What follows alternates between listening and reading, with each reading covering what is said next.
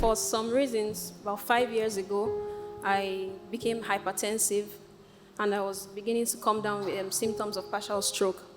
I had stopped using my left hand and my left side of my face was already falling. Wow. I was already coming down with all the symptoms. It got really bad.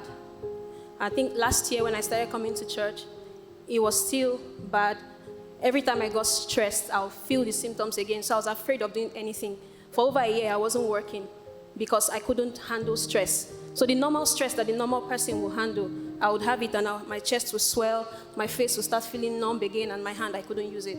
So I kept on praying about it, but it persisted. Then shortly before the lockdown, there was a day you called for people to come out if they had symptoms and all. I came out, I wrote it down. You prayed for me. And then you just said, go and celebrate. But the symptoms didn't stop. I kept on praying about it. At different meetings, I prayed about it. And I'll feel a relief and I'll even testify, but I'll go back home and it will come back again. Then I realized that I had to deal with the fear that it will come back. So I started speaking the word, for he himself carried my sickness. He bore my diseases. I can't be sick. There was a day I said to myself, God is not deaf. The most obvious symptom was that I was always cold. So I started wearing socks. So people knew me with socks.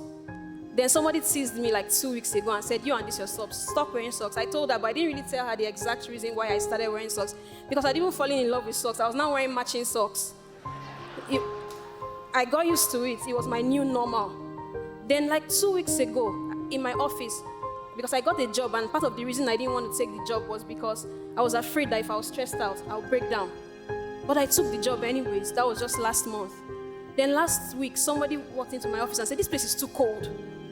And I didn't feel it. And I was like, okay. Like 5 people were saying the place was too cold. And I wasn't feeling it.